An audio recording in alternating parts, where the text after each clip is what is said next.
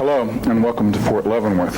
I'm Dr. Sam Lewis with the Combat Studies Institute. And I'd like to introduce you to Dr. George Gavritch, lesson author today. Our purpose today is to talk to you informally about how to approach our lesson in MS 610 on the Arab-Israeli War. George? Before I begin, I'd like to introduce my colleagues. Go ahead. I'm Lieutenant Colonel Sylvia Pierce, a Latin America specialist. I'm Lieutenant Colonel Walt Krechik, and I am a Middle East specialist. Let me begin by first giving you an idea of the format that we'll be using for today's presentation. If you look at the board, we'll be looking at first the methodology, the different ways that you can teach this lesson, get the most out of the time that you have. Then we'll look at the issue of the background to the war, what sorts of issues you could raise to generate discussion. Then we'll look at the conduct of the war, what transpires operationally, tactically, and strategically within the war itself. And then we'll conclude by looking at what are the results of this war, what impact does it have on the evolution of warfare, and what issues you could raise there.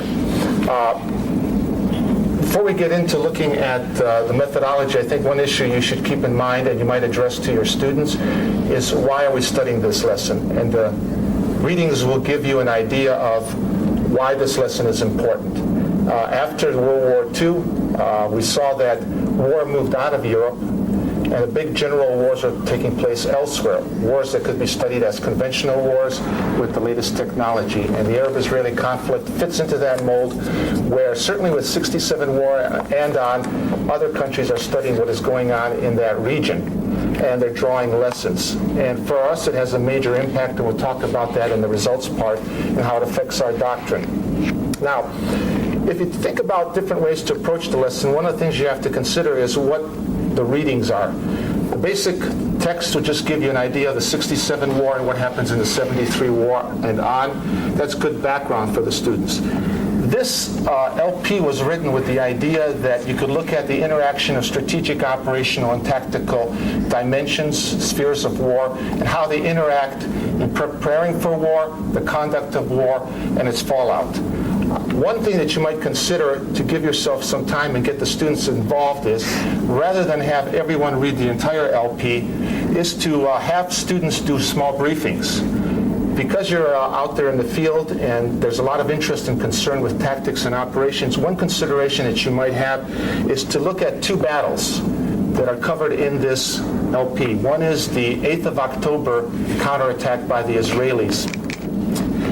Assign that to a student, have the rest not read that section, and it covers basically the pages 39 to 53.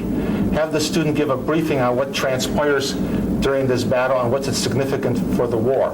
Another battle that you could look at is Chinese Farm. Chinese Farm takes place toward the latter part of the war, and have another student look at those same kinds of issues that you do in a battle analysis format. If you look at the battle analysis format and the importance of each of these battles, you might consider the 8th of October is the last serious attempt by the Israelis to stop the crossing of the Egyptians. And as you look at what transpires during this battle, ask the students to look at what is the strategic setting, and what part of the war is this taking place, and what's the overall strategic environment. Ask the student to look at what are the opposing plans, what are the opposing objectives of each side. Then look at how the tactical events unfold and what are some of the problems that transpire on the battlefield when the Israelis try to counterattack against the Egyptians. You could ask your students certain kinds of issues, and we'll talk about in the latter part of today's presentation, that are specific to this battle. Do the same thing for the Chinese Farm battle. Ask those same kinds of issues for the student, and that will take some time. It'll get the student involved in doing a presentation, probably get some insights from them, and then the students can react to their presentation. George, you mentioned the battle analysis methodology. Do you have an example of what that would be like? What kinds of questions, just in case the folks out there don't have anything to go by? Okay, you could begin by raising the issue, what is the strategic setting? What is going on in the larger context of the war? What kinds of battles have transpired? What are the objectives of the war until that point, and how much have they been met on the battlefield? And then look at where each side is on the battlefield in terms of tactical and operational situation. Then you ask the question, well, what are the objectives and plans that each side has for conducting the next day's operation? And that'll be for the 8th of October. You would ask questions like, what are the tactical objectives? How are they fitting into the larger operational objectives? And how might they meet the strategic objectives? And ask yourself the question, are these plans the best possible? What are some other options that could have been done? What are the goals? Are the goals attainable? Does each side have a clear picture of what's going on? Those are some of the issues you can raise as we look at the plans unfolding and objectives for the next day. Then look at the actual conduct of the battle. How does the engagement start out? What are the changes that start taking place in plans? Because as we know, plans usually undergo change with the first shot. Look at those reactions each side is making to what the other side is doing. And then focus on what you think are the key tactical events of that day or several days, if it's a battle that lasts several days. And evaluate how well were those tactical events conducted by each side. Look at issues of command, look at issues of training, look at issues of doctrine. Did they help each side or did they hinder each side? Each side is going in with a particular doctrine, particular style of leadership, particular way of approaching the war. Then after you look at the entire battle, see where it ends up. Where are the sides at? Did they meet their objectives? And what impact does it have on subsequent battles? Or if it's toward the end of the war, how does it help end the war? Those are some of the kinds of issues that you could address when we look at a battle. And if you want, we can send or include as part of the packet an overall format that we have developed at CSI that deals with a very detailed approach. And there are tons of questions there, but you wouldn't answer every one of them because some pertain, some don't. So we could do that. Thank you. Any other I think ideas that about methodology? I think that the approach that George laid out is a very standard one, and from someone who's had to follow this methodology myself, it's very easy to learn. I think that one of the keys that we're trying to get into, though, is the historical legacy that the 73 war is going to bring for the future, and therefore there is also a connection to the past. One of the things that's important is to examine the leadership, both at the strategic and operational level initially, and how the 1967 war affected their decision making. Part of what George will get into in a little more detail will be how the war is going to unfold. I think it's important for us to realize that some of the experience, judgments that commanders make are a direct reflection upon past events, and I think that that's a key point that you may want to bring out with your students. One other thought that you might entertain is trying to connect this lesson to things that you've done in the past with this course. One of the things that strikes me, if you look at Israel's geostrategic situation, it's very similar to that of Frederick the Great. We have a small state with larger states around it. We have a terrain that's not favorable for the defense. We have limited resources. And we have similarities in the style of war that seems to be evolving in Prussia as in Israel. You would like to take the fight into the enemy's territory. You want to have your army be of higher quality than your opponents, march faster, or drive faster, be more disciplined, and you take more care in developing your military. You assign more resources than societies around you, more energy toward developing a first-class military. So you might draw parallels between Prussia and Frederick the Great and his geostrategic situation, how he goes about winning, and look at Israel's situation. There are similarities and there are differences. One is a more authoritarian state 200 years earlier. Israel is more a democracy with dependence on reserves, citizen soldiers fighting. You don't see that in Prussia under Frederick the Great. But there are certain similarities, and they'll see that there are things that can be drawn from the past. And you can understand why Israel has been infatuated with studying German military history. That's a very sophisticated idea. It has the advantage of bringing the students back to looking at the entire course. Where did we start off? And how far have we come? What has changed since the course started? We saw Frederick the Great resort to the offensive using audacity, maneuver. How appropriate is that in 1973, exported to a different continent? Compare the role of fixed fortifications in 1740 versus 1973. The use of firepower, how has that changed? Logistics, in what way was Frederick limited? What sort of limitations are on the militaries in 1973? Now, I think that'd be a good tool. I've approached this particular war in different ways over the years. One is to look at it in three separate categories. I start off at the strategic level and look at what's happening for both sides. And when that's wrapped up, move over to the operational, cover both sides, and then move on to the tactical and move on. That has worked in the past. In recent years, I've walked in and the first question I've asked is, has anyone served with or next to the Israeli military or the Egyptian military? And if so, ask them what sort of institutions these were. Were they like the U.S. Army or different? You never can tell. But quite frequently there is someone who has had some experience with one of those militaries, and they can share their knowledge about what it's like. Is their military culture like ours or different? What is similar?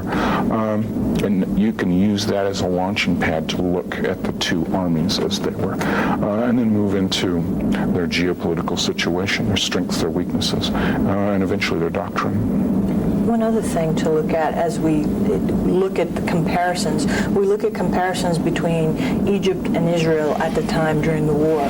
We also need to draw comparisons or draw relationships between Egypt, Israel, and the United States, because a lot of what happens in the Arab-Israeli war directly impacts on U.S. doctrine at the time. General Depew, in our Leavenworth paper, number 16 here, he talks about the impact that the Arab-Israeli war has on our doctrine and how we look at maneuver, how we look at logistics, how we look at audacity, and those things. That's an excellent point. We do have some readings for this week from the Depew book, and it will constitute the bulk of the readings for Lesson 16 next week. So I try to use that as a bridge for wrapping up this week's lesson and getting ready for next week's lesson. But yes, I agree wholeheartedly with that. That brings me to my final thing to consider is you could have one student give an overall summary of what's in this book and then open up the discussion. Did we draw the right kinds of lessons as we looked at this war? And it'll be a nice bridge. So you can now add a third possible briefing for a student in addition to one on the 8th of October battle, one on the Chinese farm and Israeli countercrossing, and then add this one. The other thing that's kind of interesting you might keep in mind, as Dr. Lewis has mentioned, if you have some students who have some background experiences with Israeli and Egyptian military, you might find that they think that what they see today reflects back on what was going on in 73, and you might explore that issue. Are the armies the same today as they were before? Could we make jumps back into the past that easily? Okay. The next thing I think that it would be good to look at is the background to this war, that whole issue. I think as you look at teaching history, there are certain kinds of questions that you can ask that are of broader nature, and then use a particular historical example to highlight those broader issues.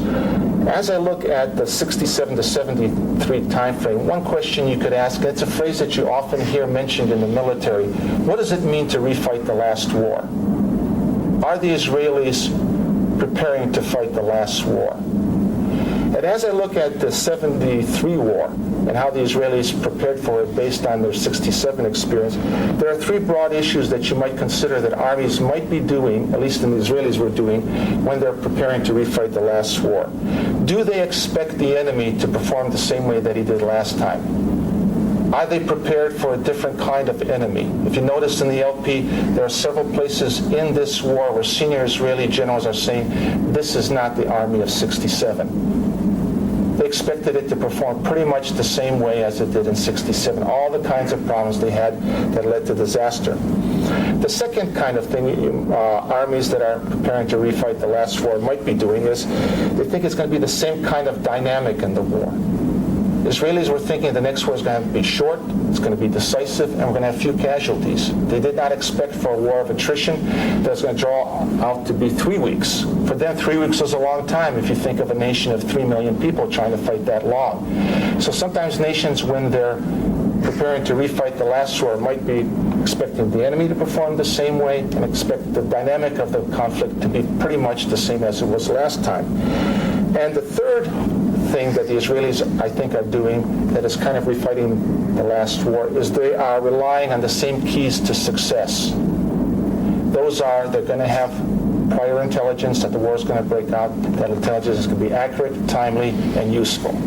The second thing is they're going to be able to use their air power to a maximum.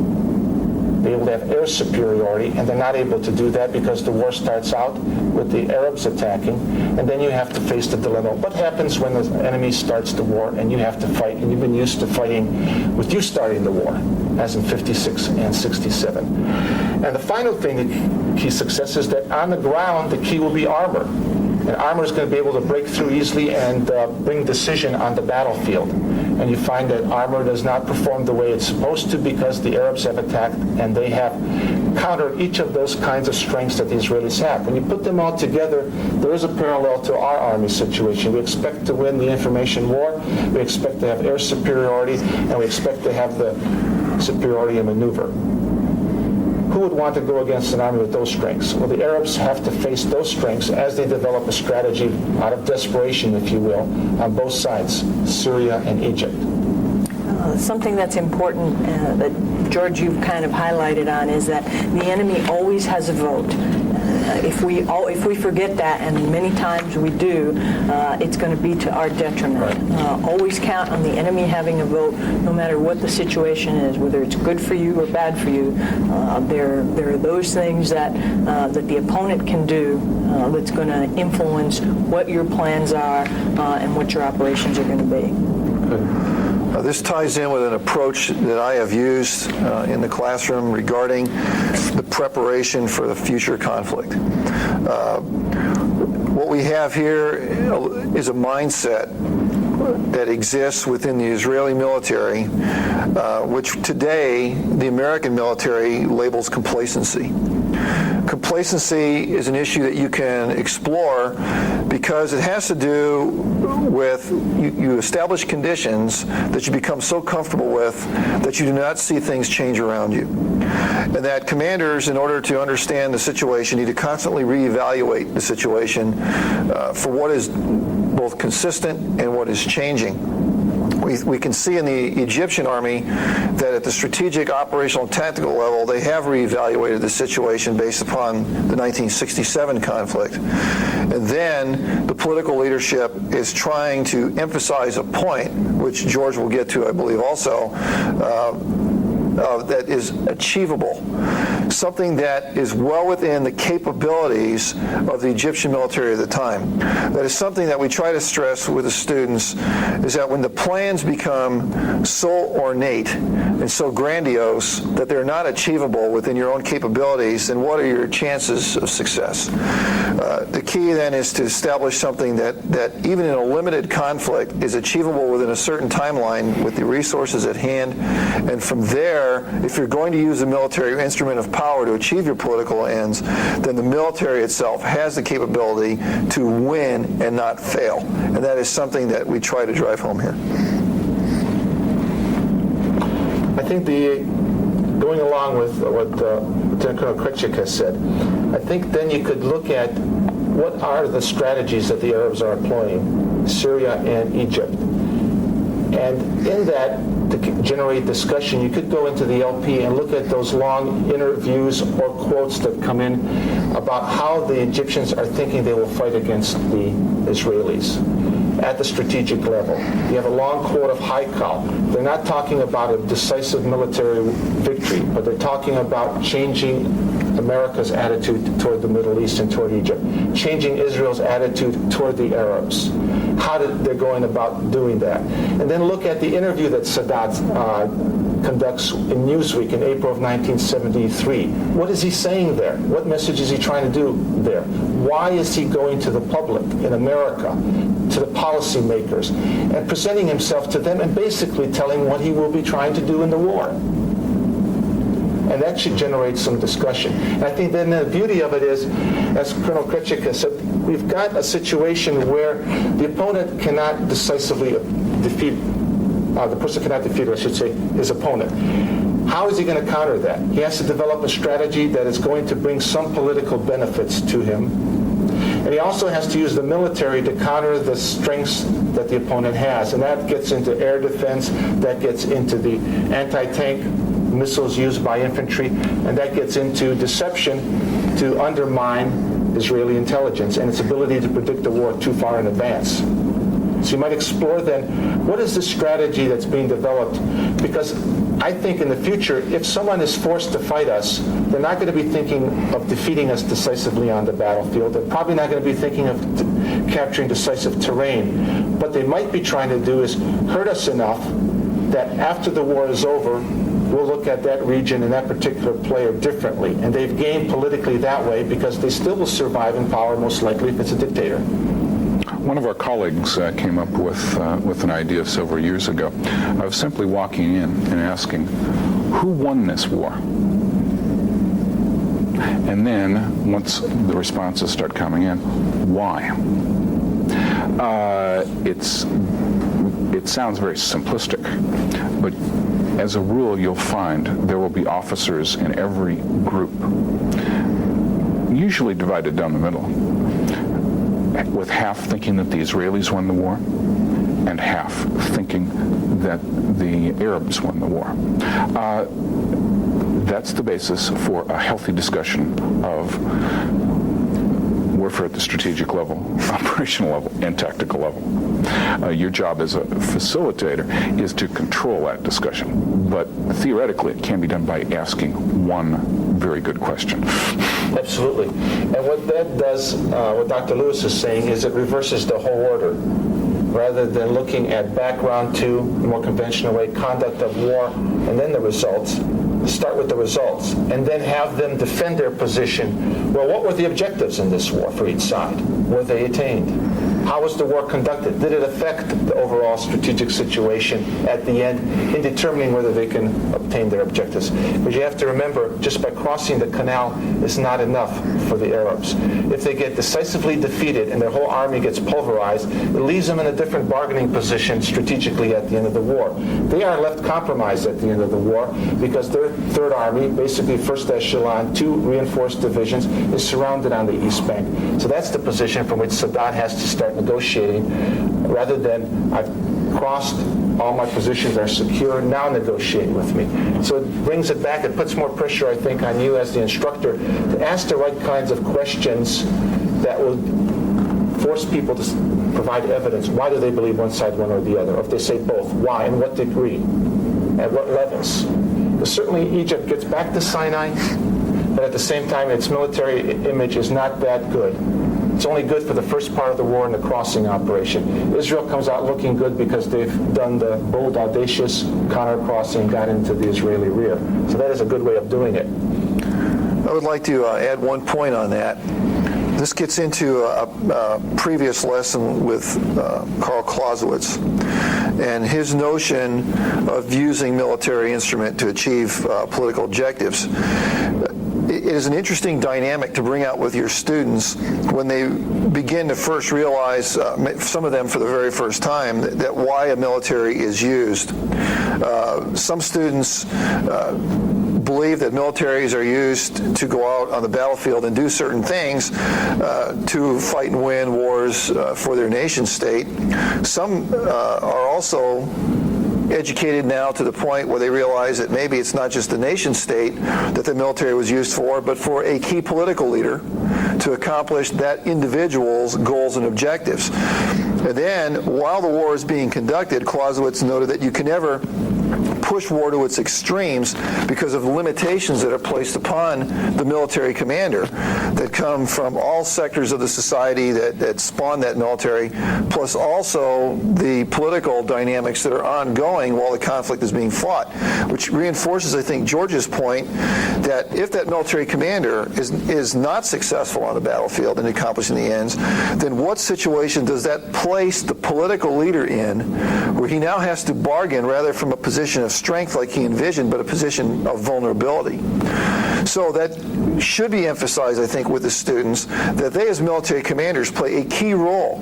How they maneuver their forces, how they fight those forces, how many casualties they cause on the enemy or take themselves, how they use the equipment at hand to achieve national ends, because no matter how that conflict ends, they were the ones who may have fought that conflict, but it is going to be the political leadership that has to pick up the pieces at the end and then negotiate or bargain to achieve the military end state and the political end state.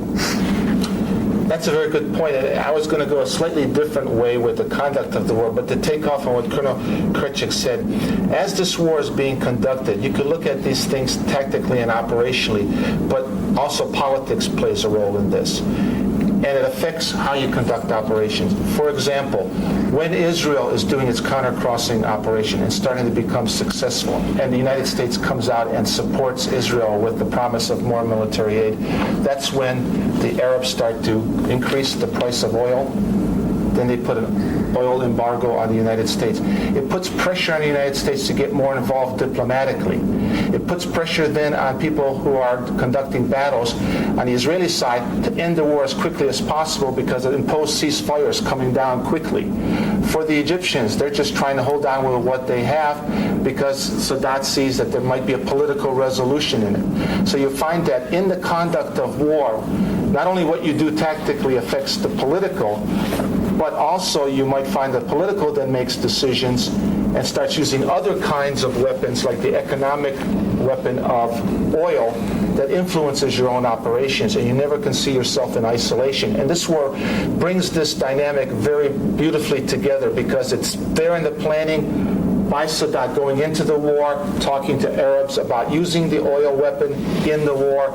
It's done in the war by the use of the weapon, and then afterwards it's part of the pressure to bring some resolution to this conflict, to get the oil embargo rescinded, to bring back the free flow of oil, because the Western world is much more vulnerable than we are in the United States, but we have to show leadership to help the rest of the Western world to handle the economic problem of rising oil prices. That's a very good point. I'd also like to reinforce Colonel Kretschik's point, particularly in bringing forward things that we've looked at in previous lessons. In this instance, the ideas of Karl von Clausewitz, which I think is a very, very good idea. Now, in terms of the conduct of the war, there are some broader issues, too, that you might consider. How important is it that you start the war and have the initiative at the beginning? Does it create more fog and friction for an army that is stronger, more superior when it comes to military skills? And in the LP, you find that there is a flow of events trying to capture the kinds of tactical and operational dilemmas that confront Israelis as they find themselves having to prepare counterattacks, not knowing how well the enemy is prepared, making certain assumptions about the enemy. You might ask your students, too, the question, what kind of problems would we have if we found ourselves having to go into an area where we're fighting for control of the air and the ground at the same time, and the other opponent has started the war? What kinds of adjustments would we have to have in our military, the way we've prepared ourselves mentally, doctrinally, technologically, to fight that kind of conflict? Because there are some parallels. We're used to, like the Israelis, fighting with air superiority, being on the offensive, not having the other guy have the initiative. That's very true, George. We are so used to being, if you will, the top dog in military affairs that we forget that there people can use not just initiative, but different ways of attacking the same problem that we are not going to expect. We do not have the answer to everything. And even though our present enemies might be less technologically capable than we are, they may be able to use that particular idea against us because we are so technologically advanced. I would like to bring out one additional point to reinforce this conversation, and that comes from a planner's perspective. Many of your officers have planned or executed military operations in the past, but possibly only at the tactical level. And I'd like to just discuss something here at the operational strategic level that may be important. As a plans officer myself, one of the things I had to envision when looking at the enemy was I would go back to Sun Tzu, and I would think about knowing yourself and knowing your enemy. You need not fear 1,000 battles. But one of the things that I tried to do from the enemy's perspective was I had to try to war game in my mind operationally how an enemy force would react to something we were doing, and then once I envisioned that reaction, how I would counteract what the enemy was doing. I think we see some of that reflected in the Egyptians' preparation for this war. Well, the Israelis themselves are really not going through this dynamic between the period of 67 and 73. To tie back to what happens when you miscalculate, however, I think the Egyptians also have certain assumptions about the Israeli army knowing their enemy and how fast that army can mobilize. One of the things is that the Israeli army nature is it depends greatly upon reservists and trying to call up from the populace a force that can then eject any type of force which threatens the mother country. If you go back to other previous lessons such as World War I, essentially a war of plans, a war of mobilizations, the Germans had certain preconceived notions on how fast Russia could get its act together and mobilize its force, and when Russia was able to do that 2 weeks faster than envisioned, what did that do then to the whole plan for conducting that operation? This is something that your students need to be aware of, because if they tie into other instruction and tactics, such as branches and sequels to plans, you must have some type of idea that if your basic assumptions of how fast your enemy can react prove to be wrong, then what options do you have in order to still achieve the national objectives? Because if you don't have those options laid out ahead of time, it's simply too late once the mechanisms begin to conduct this war to then react. And I think that then you put both the leadership, military leadership, and the political leadership in a position that they don't want to be put in, which is running out of options quickly. So I would sort of challenge your students to draw upon their own personal experience, both in planning and operating, and ask them what happens to the Egyptians and the Israelis as this war begins to unfold, about their preconceived notions about how each side is going to act or not act, and then what do they do to try to counter things when reality begins to set in, and it is not just an assumption, but they're now faced with life and death situations on the battlefield, and what changes do they have to make in order to adapt to that situation? Aha, the difference between real war and war on paper. That's it. Auschwitz. Yeah. Another thing that you might consider, too, as you look at this war is the whole issue of fatigue. We often don't talk about that in our military history course, but look at the 8th of October problems that the Israelis have in understanding what really is the plan, what really transpired at that meeting on the 7th October when everybody was tired, under stress. Remember, we're talking about officers who have seen, in most cases at the senior level, this is their third or fourth war that they've been in, so they're not without combat experience. This is not the first shots that they have seen, but yet they are tired, they are cranky, they're having a hard time remembering what was actually said to each other. They're having to react with little time to think because things are happening fast on the battlefield. Would digitization solve their problems? Or could the opponent find counters to that digitalization to still bring confusion to the battlefield? Try to capture that face of battle, because that's the reality for these people in tactical units. They're going to have to face death and destruction, and it brings with it a whole set of problems. And there's no easy solution as you look at each of these battles, 8th of October or Chinese Farm. There are a lot of tough decisions that have to be made, and there are probably no right or wrongs, and some are better than others. May I interject a point Sure. here? Regarding your specific point. It would be possible to ask one student to read the one chapter in Martin Van Creveld book, Command in War, which would also introduce the notion of political interference and a politicized military also into both the realm of strategic and operational planning. Don't have all the class read that chapter, but just have one student read that chapter and brief the others on it, just to add more depth and to make it for a richer lesson. Sure, Yeah. sure. George, may I add something here also? There are two other books which are readily available in libraries, which I would recommend if you want to get into some of the strategic dynamics. One book is The Causes of War by Blaney, where he gets into the whole notion of perception and misperception about forces and why nation states go to war against other nation states. Another book is by a team, Cohen and Gooch, called Military Misfortunes, which talk about where disasters occur in military operations. A student who wants to do additional depth of reading and may bring in a different perspective into this lesson can go to both of those books and easily find something which would be of use to the group. I think it's about time to move to the last part, which is the results of this war. What impact does it have?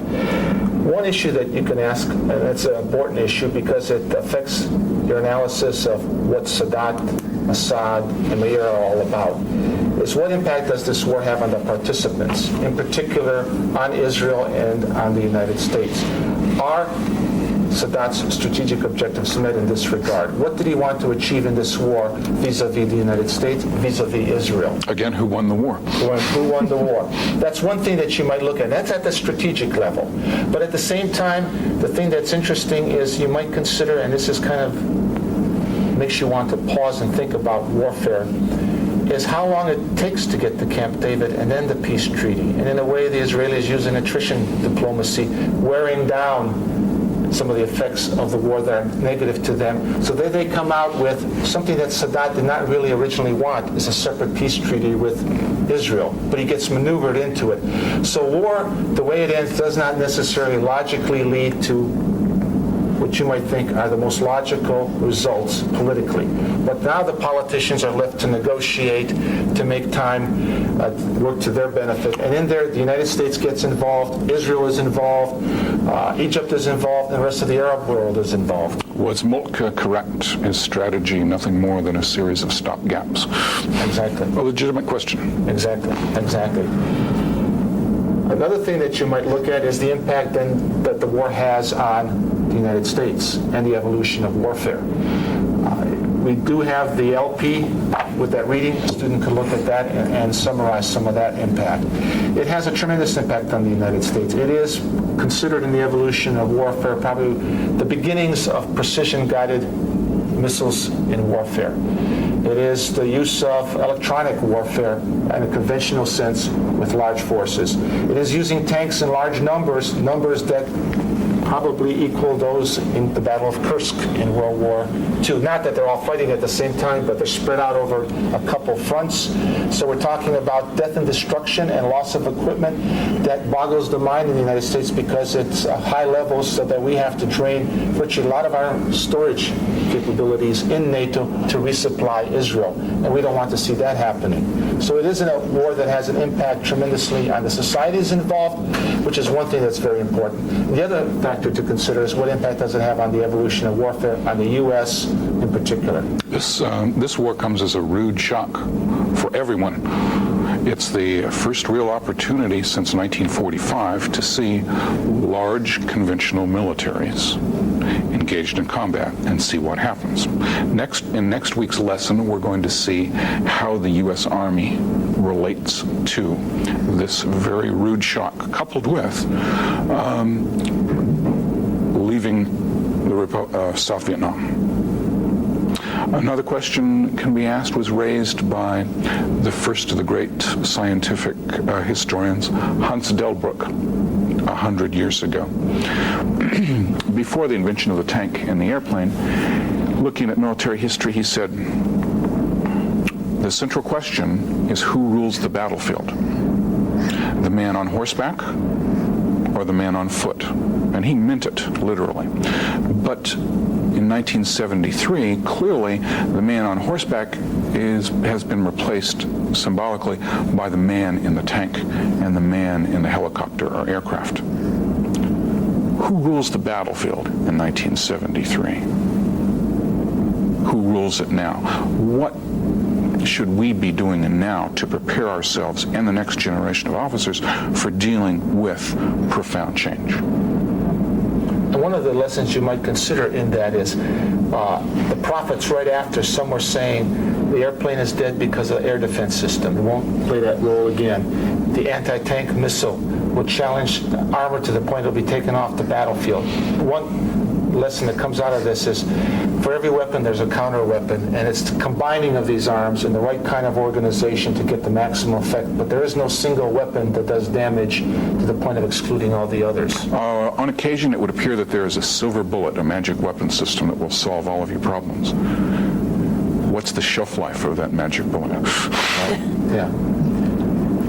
Any other thoughts? I would just add one concluding point here, and that is the change that occurs in military culture.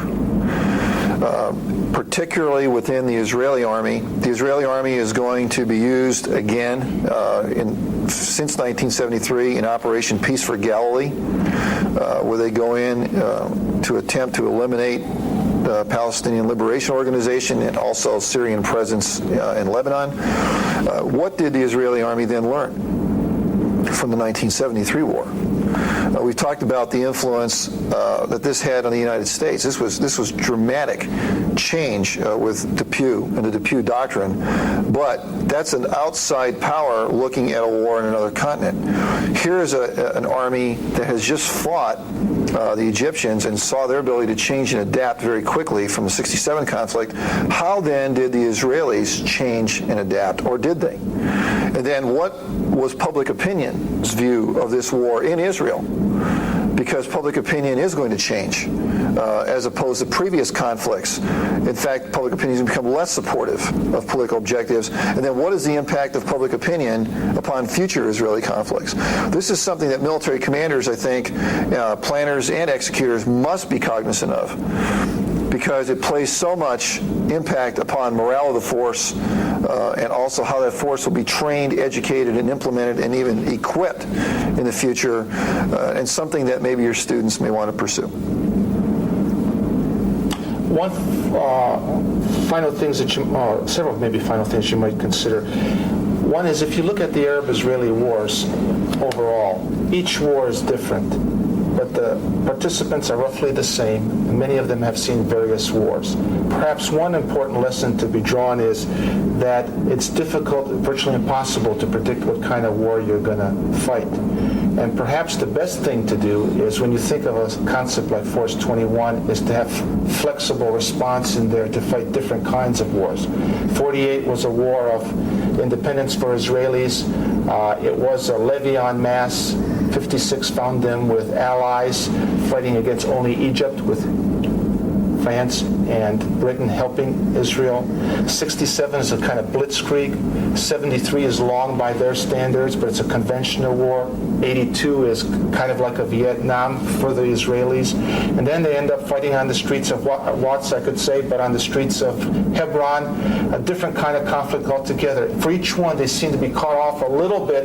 The question is how to be able to adjust. So to create a mindset that do not prepare yourself for only one kind of war where your weapons will be used to the maximum on the battlefield. And one other thought that you might consider is that when we were a small nation, like in the period of the Crimean War, we were smart enough to send lookouts, observers to other parts of the world to learn from other parts of the world how warfare was conducted. That was the mission of Emory Upton in the 19th century. Go abroad, my son, and learn from others. Because you're a superpower doesn't mean that you cannot learn from others. So I think you should pump up your students the week before or the lesson before of the importance of looking at other parts of the world and the lessons that can be drawn by studying warfare as it's conducted elsewhere. Because it helps us to get out outside of our own narrow parameters of looking at the world and what is war, what is universal about war, or what is very American about war. So really pump them up, because this is a very rich lesson we find at the CGSC in the electives, in the core course. There's a lot of discussion. 2 hours are often not enough time to cover all the things that have to be, and leave the officers with a mindset we could learn from other parts of the world and wars which do not involve us directly about the nature of war. Thank you very much. It was fun. I hope you enjoyed it too.